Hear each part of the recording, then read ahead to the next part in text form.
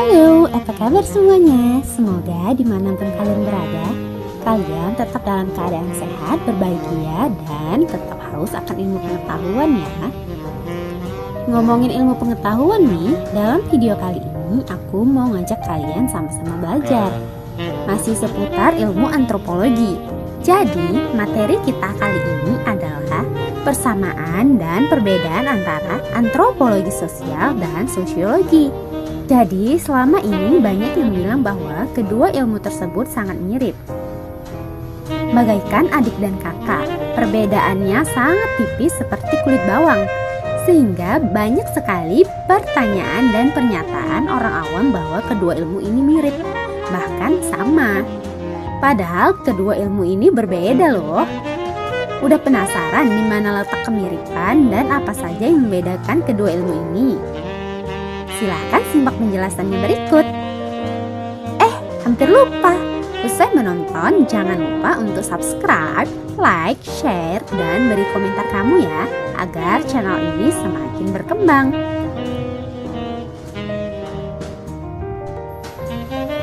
Oke, ini dia penjelasannya.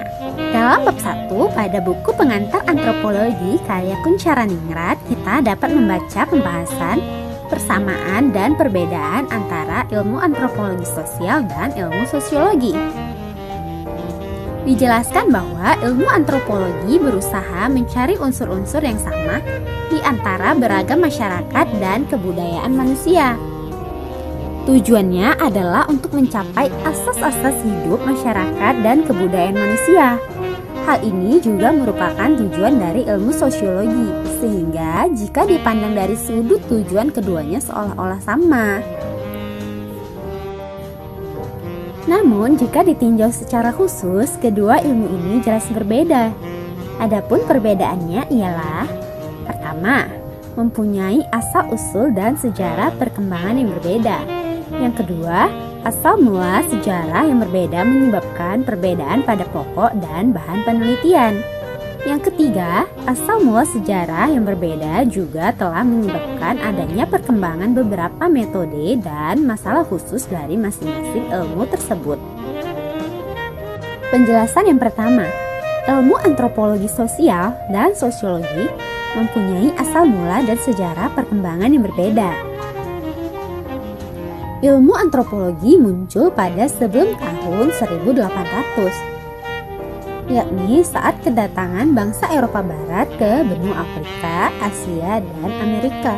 Di sana terkumpullah tulisan buah tangan para musafir, pelaut, pendeta penyiar agama Nasrani, penerjemah kitab Injil, dan juga pegawai pemerintah. Tulisan-tulisan tersebut ada dalam bentuk kisah perjalanan, laporan, dan sebagainya. Jadi, ilmu antropologi dimulai sebagai suatu himpunan bahan keterangan masyarakat dan kebudayaan penduduk pribumi di luar Eropa. Antropologi menjadi suatu ilmu khusus karena kebutuhan orang Eropa untuk mendapatkan pengertian tentang tingkat-tingkat permulaan dalam sejarah perkembangan masyarakat dan kebudayaannya sendiri.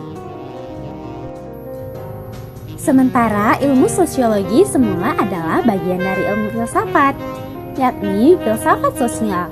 Kemudian menjadi suatu ilmu khusus karena bangsa Eropa memerlukan suatu pengetahuan yang lebih mendalam mengenai asas-asas masyarakat dan kebudayaannya sendiri akibat krisis. Bermula saat timbulnya krisis besar di Eropa seperti revolusi Perancis, revolusi industri, dan lainnya.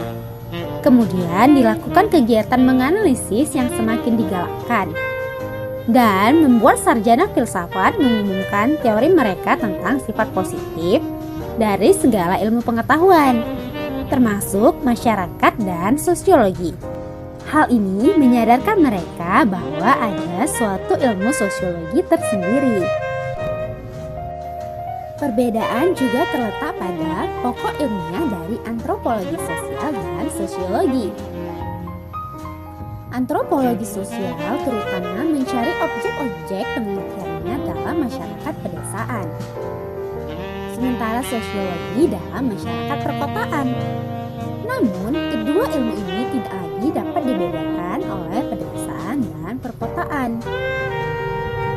Karena saat ini pun ahli antropologi juga mencari objek dalam masyarakat kompleks atau perkotaan. Begitupun sebaliknya, sosiologi juga mulai berkembang pada suatu kejuruan yaitu sosiologi pedesaan. Kemudian metode penelitian. Ilmu antropologi sosial menggunakan metode penelitian secara intensif dan mendalam seperti wawancara. Metode pengumpulan datanya khusus, kecil, dan dalam, atau kualitatif, dan pengolahan data dan analisis bersifat komparatif. Ilmu sosiologi menggunakan metode angket. Dalam pengumpulan data, penelitian sosiologi bersifat meluas, merata, dan berbagai metode pengolahan bahan serta analisis menggunakan penghitungan jumlah besar. Metode ini disebut sebagai metode kuantitatif, seperti metode statistik. Nah, itu dia penjelasan tentang persamaan dan perbedaan antara ilmu antropologi sosial dan ilmu sosiologi. Jika ada kesalahan dalam penjelasan, mohon koreksinya untuk kita pelajari bersama. Jangan lupa untuk membagikan video ini agar kita bisa sama-sama belajar. Sampai jumpa dalam video Elda berikutnya. Dadah!